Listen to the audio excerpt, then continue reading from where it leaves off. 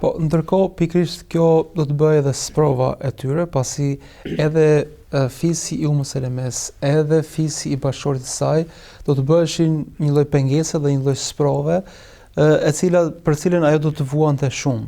Pra, kemi një histori kur emigrimi nga Mekka në Medinë krijon disa konsekuenca, po themi sprove.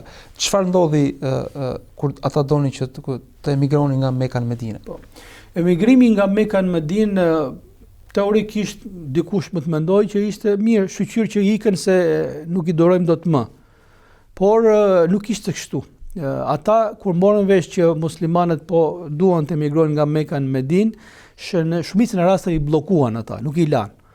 Dhe në përgjithësi familjet që kishin pushtet të fortë nuk i lanë njerëzit e tyre. Prandaj pjesa më e madhe emigronin fshehurazi pa treguar ose mundoheshin që të kishin mbështetje fizike që mos i ndalonte dikush.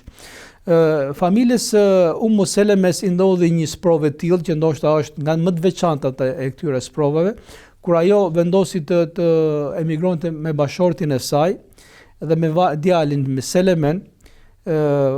Familja kur u mor vesh që këto do të emigronin, familja e Ummu Selemes morën vesh dhe i dolën në rrugë dhe i than bashortit të saj: nëse ti do të emigrosh me vetën tënde, je i lirë, bëj çfarë duash, ne nuk ndalim dot ty. Por vajzën tonë s'ke drejt ta marrësh. Edhe pse vajza e tyre në këtë rast ishte e martuar, kishte vite që ishte martuar, kishte fëmijë, kishte lidhur jetën e saj, kishte familjen e saj. Dhe ishte po ajo që donte të emigronte. Edhe ajo patjetër që shkonte bashkë me bashkëshort, zatën ajo kishte qenë besimtare që në fillim.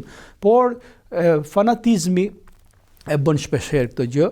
Më thënë në emër të fisit dhe arabët dalloheshin për këtë pjesë, i thanë nëse ti do të ikish për veten tënde largohu, por vajzën tonë, bien tonë ti nuk e merr dot, dhe e zbritën me forca të prej deveje.